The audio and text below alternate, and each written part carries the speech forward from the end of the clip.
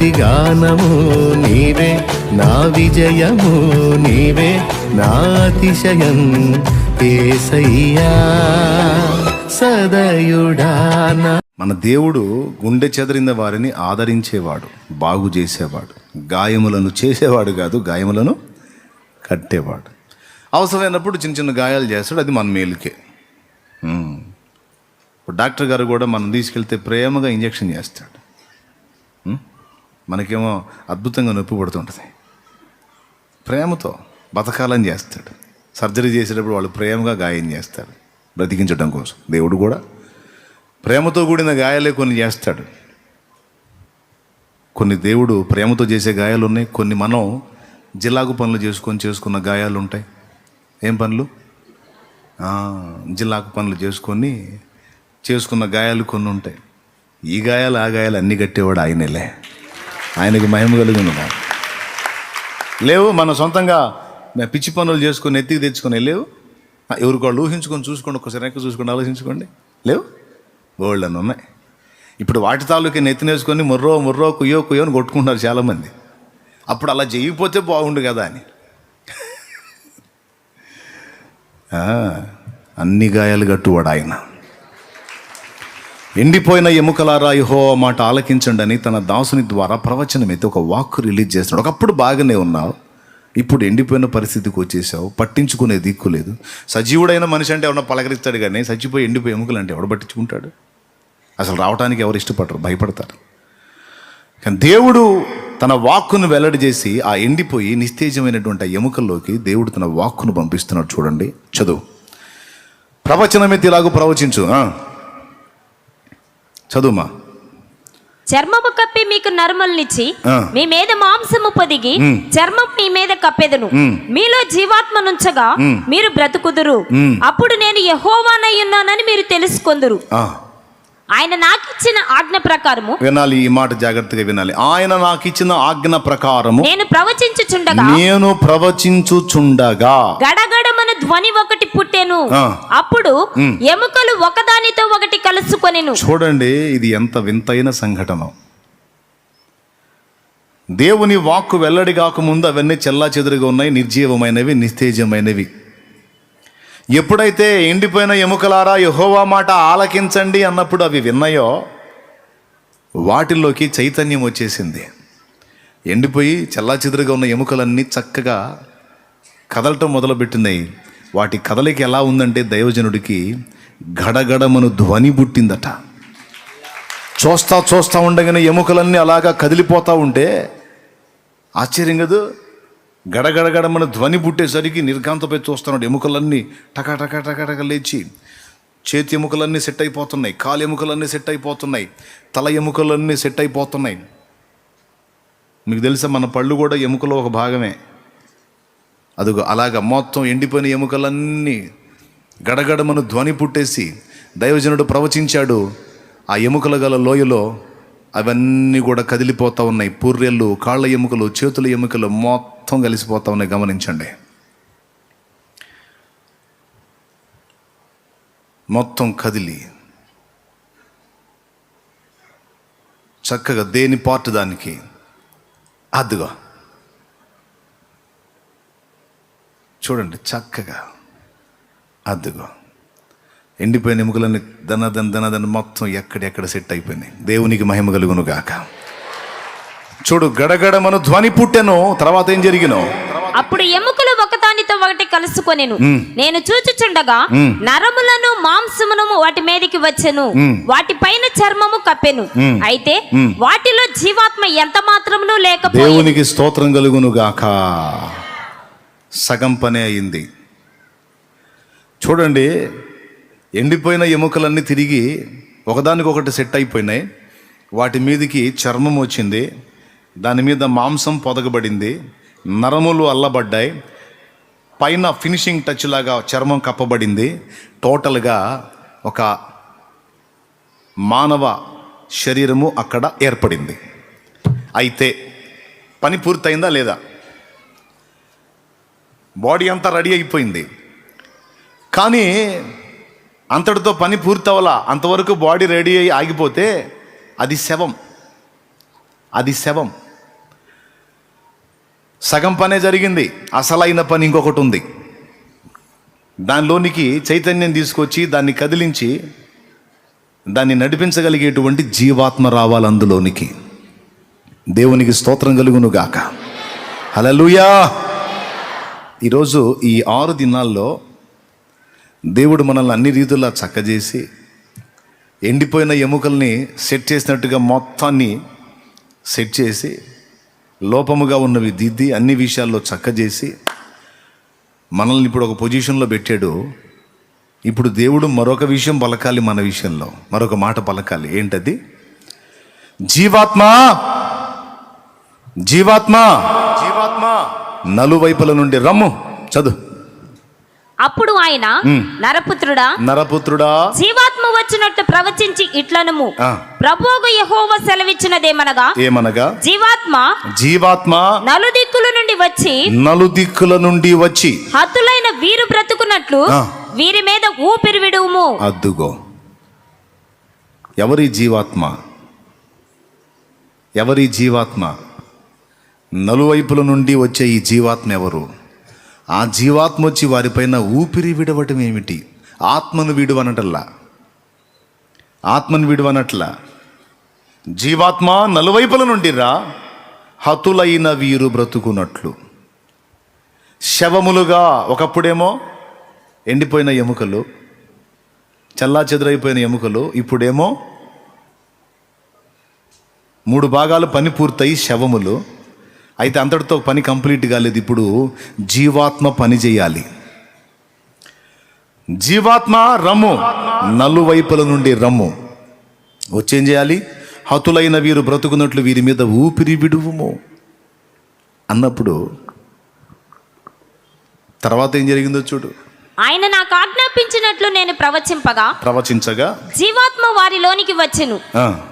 వారు సజీవులై లేచి లెక్కింప సఖ్యము కాని మహాసైన్యమై నిలచిరి. రైట్. ఇప్పుడు వరుసగా 3 మాటలు చెప్పుకుందాం. నంబర్ 1 ఎండిపోయిన ఎముకలు, నంబర్ 2 శవములు, జీవాత్మ వచ్చి వారిలో ప్రవేశించగానే సైన్యం, సైనికులు. ఈ 3 ఘట్టాలు జరగటానికి దేవుని వాక్కు విడుదల కావాల్సి వచ్చింది. ఎవరి దగ్గరికి? ప్రవక్త దగ్గరికి. ప్రవక్త నుండి ప్రవచనం బయలుదేరి ఆ ఎముకల మధ్య ప్రవచనం పలకవలసి ఉన్నది, పలకబడింది. పలకబడిన తరువాత ఎండిపోయిన ఎముకల అనుభవంలో నుంచి శవాల అనుభవంలోనికి, శవాల అనుభవంలో నుంచి ఏకదం మనుషులు అనలా. దేవునికి స్తోత్రం కలుగును గాక. చెప్పాలి, మనుషులు అనలా. లేకపోతే ఒక మహాసమూహము లేచిరి లేదా మహాసమూహం అయిరి అనలా. సైన్యము అన్నాడు. అంటే ఎవరి దాడి వల్ల నువ్వు ఆ గతి పట్టావో,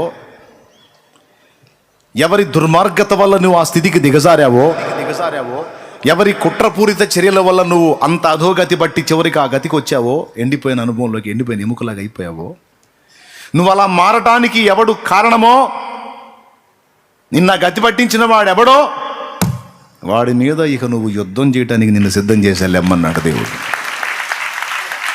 దేవునికి స్తోత్రం కలుగును గాక. హల్లెలూయా. ఇక రెడీగా డైరెక్ట్గా నువ్వు ఒక మామూలు మనిషివి కాదు. నిన్ను పాడు చేసిన వాణ్ణి, నిన్ను దెబ్బ కొట్టిన వాణ్ణి, దిగజార్చిన వాణ్ణి, నీచపరిచిన వాణ్ణి, ఎండిపోజేసిన వాణ్ణి, నిన్ను ఆత్మీయ భ్రష్టత్వంలోకి నడిపించిన వాణ్ణి, భౌతికంగాను ఆత్మీయంగాను నిన్ను కృంగగొట్టి అన్ని రకాలుగా నిన్ను పతనం చేసిన వాణ్ణి ఎదుర్కోవటానికి నిన్ను ఒక సైనికుని వలె, సైనికురాని వలె నేను ఇప్పుడు సిద్ధపరుస్తున్నానని దేవుడు మాట్లాడుతున్నాడు. నిన్ను ఓడగొట్టిన వాడిని ఇప్పుడు నువ్వు ఓడగొట్టాలి. ఇది ఇప్పుడు నీ పని.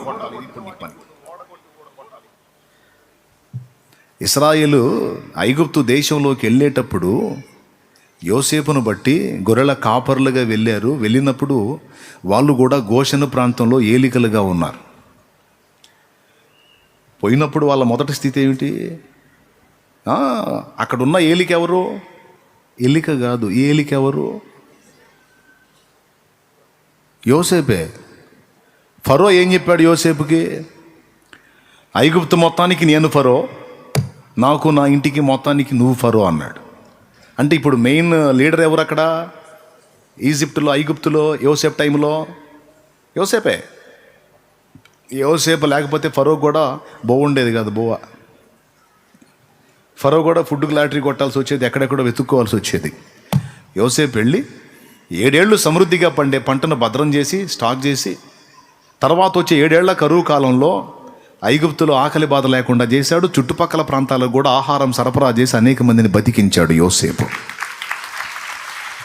ఈ గొప్పతనం యోసేపులో ఉందని గుర్తెరిగి, దేవుని ఆత్మ సహాయం యోసేపుకు ఉందని గుర్తెరిగి, రాజైన ఫరో ఐగుప్తు మొత్తానికి నేను ఫరో, నాకు నువ్వు ఫరో అని చెప్పేశాడు. నీ సెలవు లేక కాలు కానీ చెయ్యి కానీ ఎవ్వడు ఆడించడానికి లేదన్నాడు. అప్పుడు ఏమైనట్టు? ఏలిక లేకపోతే బానిస? నోరు తెరిచి అందరు చెప్పండి. మీరు సజీవులే కదా, సజీవులే కదా, చెప్పండి. ఏలిక.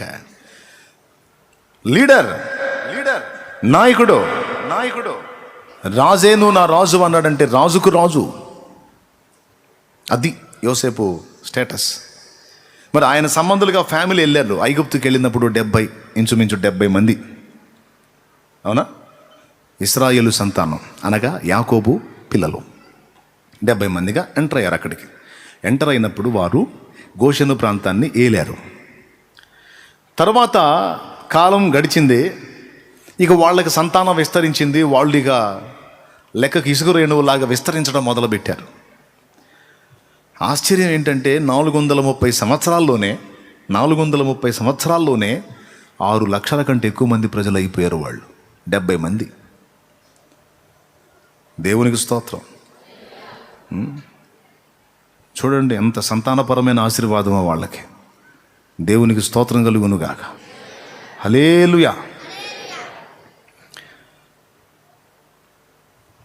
సంతానం విస్తరించకముందు 70 మంది అక్కడికి పోయినప్పుడు ఏలికలు, తర్వాత వాళ్ళందరినీ యోసేపుని ఎరగనటువంటి రాజు ఇంకొకడు లేచాడు, ఫరో. వాడు లేచి ఏలికలుగా అక్కడికి ఎంటర్ అయిన వాళ్ళని బానిసలుగా మార్చేశాడు. ఇక్కడ మనకి ఇందాక నేను లోయలో చెప్పిన అనుభవం కనపడింది. ఒకప్పుడు బాగానే ఉన్నారు, కానీ హతులై ఎండిపోయిన ఎముకలు అయిపోయారు. తర్వాత 3వ రౌండ్లో తిరిగి దేవుడు వారిని సిద్ధపరిచాడు. ఐగుప్తుకు పోయిన ఇశ్రాయేలు గతి కూడా అలానే ఉంది. పోయినప్పుడు వారు ఏలికలు, కొంతకాలం తర్వాత బానిసలు, దాసులు అయిపోయారు. వాళ్ళ మీద పెత్తనం చేసి ఒకడు ప్రతి విషయంలోనూ వాళ్ళని అణచివేతకు గురి చేసి వాళ్ళని ఏలి చివరికి బానిసలు. కడుపు నిండా తిండి పెట్టలేదు, ఒంటి నిండా వస్త్రం ఇయ్యలేదు, వెట్టి చాకిరి చేయించారు వాళ్ళ చేత. అవునా? రైట్. మీలో ఎవరైనా ఆ రెఫరెన్స్ తీస్తే సంతోషిస్తా. మోషే అక్కడికి వెళ్ళి ఇశ్రాయేలు జనాంగాన్ని ఐగుప్తు నుండి బయటికి తెచ్చేటప్పుడు వారు ఏ విధముగా బయలు వెళ్ళిరి? నా ప్రశ్న. ఎలా బయలు వెళ్ళారో మీరు జవాబు చెప్పాలి నాకు. నేను 3 అంకెలు లెక్క పెడతా. రిఫరెన్స్ చూపించాలమ్మా. అమ్మా 1, 1:30, 1:30, 1:30, 2. వారు ఐగుప్తు నుండి బయలుదేరినప్పుడు వారు ఏ విధంగా బయలుదేరారు? ఏమని బయలుదేరారు? అప్పుడు ఇశ్రాయేలీలు రామేసేసు నుండి సుక్కోతుకు ప్రయాణమైపోయిరి. వారి పిల్లలు గాక కాల్బలము 6 లక్షల వీరులు, అనేకులైన అన్యజనుల సమూహమును, గొర్రెలు, ఎద్దులు మొదలైన పశువులు, గొప్ప మందయును వారితో కూడా బయలుదేరాను. వారు ఐగుప్తులో నుండి తెచ్చిన పిండి ముద్దతో పొంగని రొట్టెలు చేసి కాల్చిరి. కాదు నాయన, వారు ఏ విధముగా బయలుదేరిరి అన్నాను. 6 లక్షల వీరులు అన్నది సగం. లేఖనం ఏం చెప్పిందో తెలుసా? వారు యుద్ధ సన్నద్ధులై బయలుదేరిరి అంటాడు. వారు యుద్ధ సన్నద్ధులై బయలుదేరిరి. అంటే ఎలా బయలుదేరారో తెలుసా? సైన్యముగా బయలుదేరారట.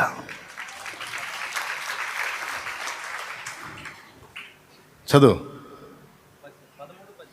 నిర్గమాకాండం 13వ అధ్యాయం 18వ వచనం చూడు. అయితే దేవుడు ప్రజలను చుట్టూ దారియకు ఎర్ర సముద్రపు అరణ్య మార్గమును నడిపించెను. ఇశ్రాయేలీలు యుద్ధ సన్నద్ధులై ఐగుప్తులో నుండి వచ్చిరి. అద్దుగో, ఆ మాట అండర్లైన్ చేయాలి.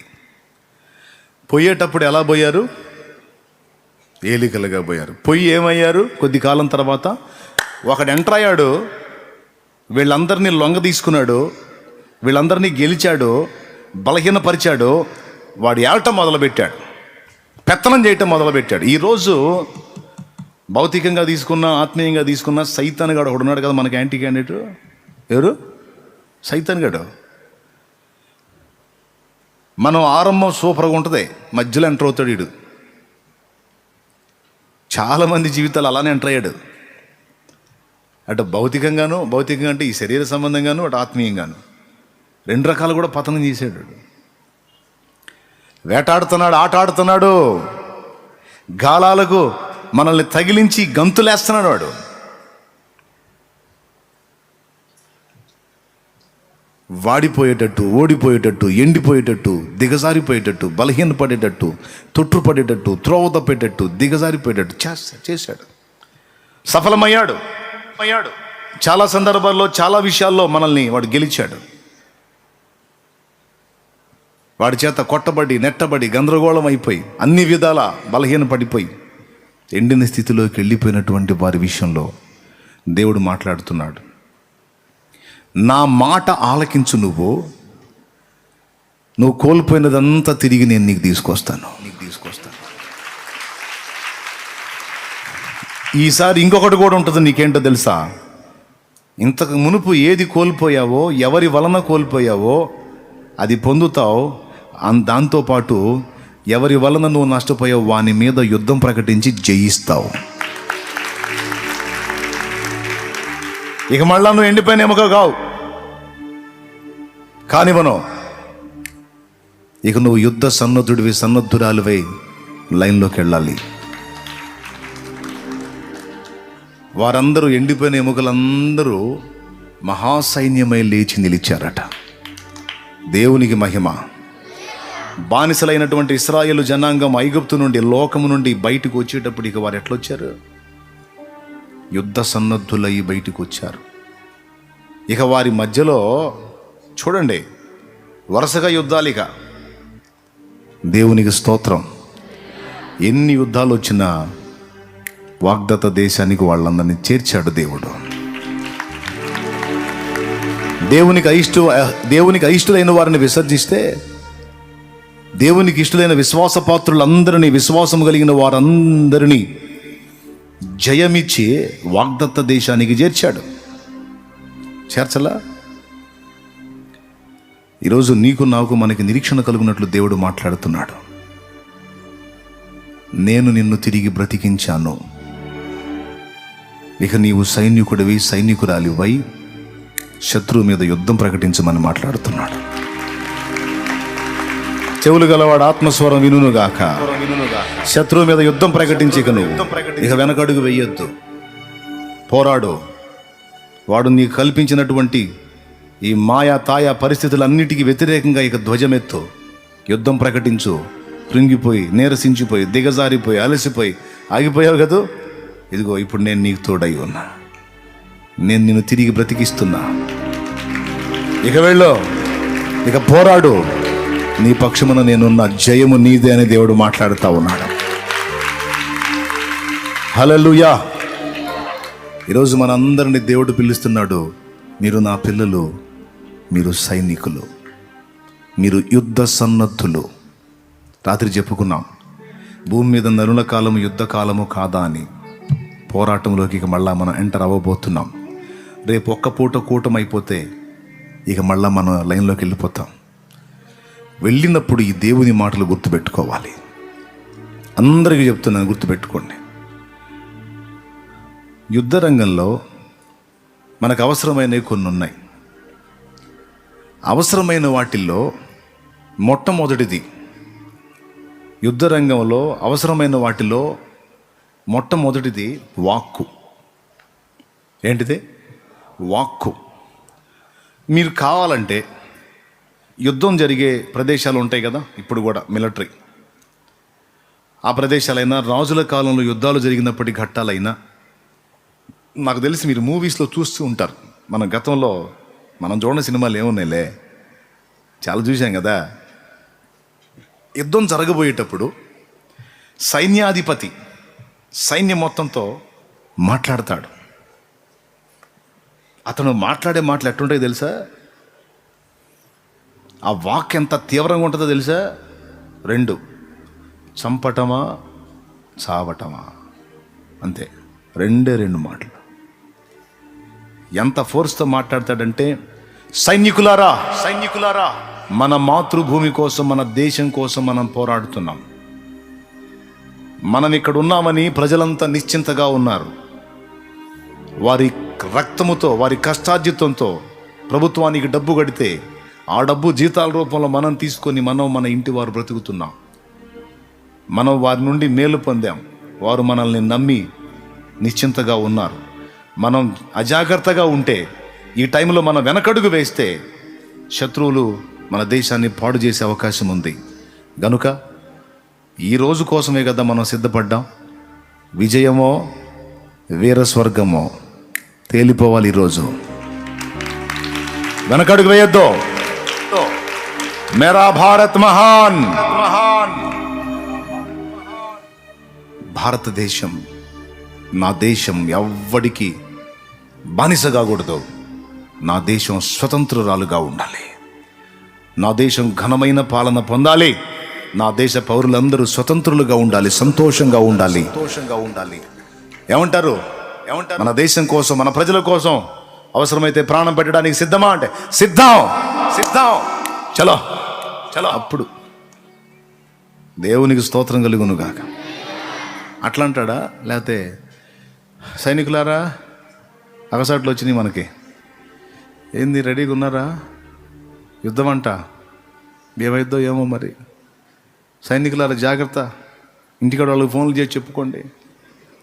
ఎటుపక్క నుంచి ఏ బాంబు వచ్చి పడితే తెలీదు, ఎటుపక్క నుంచి ఎవడు గన్ను పెట్టి పేలుతాడో తెలీదు, ఎక్కడ ఏ అడిగేస్తే ఎక్కడ ఏ బాంబు పేలిద్దో తెలీదు. సైనికులారా జాగ్రత్త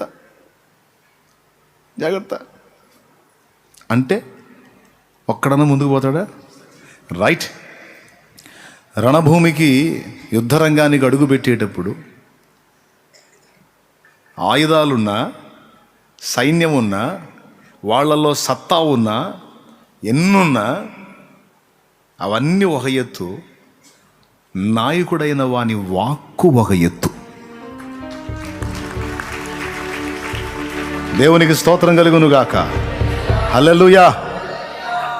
వాస్తవా కాదా?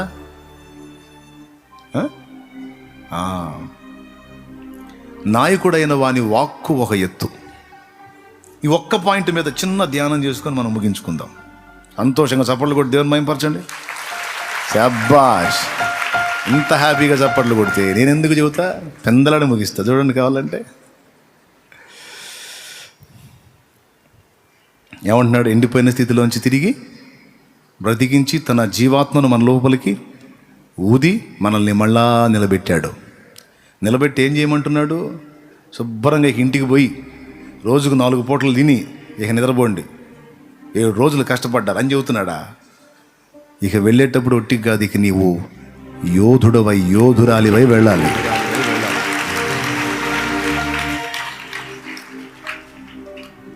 ఈరోజు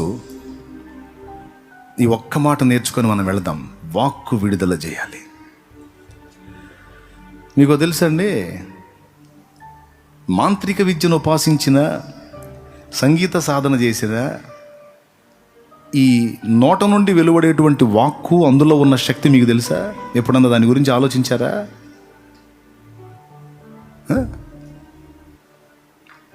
మన కొంప ముంచేది అదే, మునిగిన కొంపను నిలబెట్టేది కూడా అదే.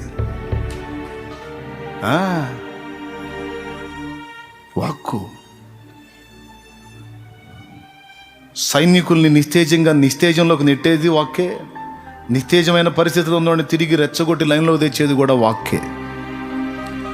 మనం విడుదల చేసేటువంటి వాక్కు ఎలాంటిదై ఉండాలి అనే ఒక్క మాట నేర్చుకొని వెళ్ళిపోదాం. మనం ఎండిపోయిన ఎముకల దగ్గరకు వచ్చాడు. ఎండిపోయిన ఎముకల దగ్గరకు వచ్చి దేవుడు ప్రవక్తని విడుదల చేయమన్న వాక్యేంటో తెలుసా? బాగున్న మనుషులారా మీరు ఎండిపోదురు అనమనటల్లా, ఎండిపోయిన వ్యక్తులారా, ఎండిపోయిన వ్యక్తులారా, ఎండిపోయిన జీవితాలారా, ఎండిపోయిన మనుషులారా, ఎండిపోయిన ఎముకలారా, యెహోవా మీతో మాట్లాడుతున్నాడు, ఆలకించండి. ఆయన మిమ్మల్ని తిరిగి బ్రతికిస్తానంటున్నాడని. ఈయన వాక్కు విడుదల చేయటం, అక్కడ కార్యం జరగటం. ఈయన వాక్కు విడుదల చేయటం, అక్కడ కార్యం జరగటం. ఈయన వాక్కు విడుదల చేయటం, వారంతా ఒక సైన్యమై నిలవటం. మనం మన నోట నుండి పలికేటువంటి వాక్కు ఎంత శక్తివంతమైందో మీరు గుర్తుపట్టాలి. ఎందుకంటే ఆదికాండం నుండి ప్రకటన గ్రంథం వరకు మీరు బైబిల్ని జాగ్రత్తగా ధ్యానం చేస్తే అంతటిలో మనకు మెయిన్గా కనపడుతుంది దేవుని వాక్కు లేక వాక్యం. వాక్కు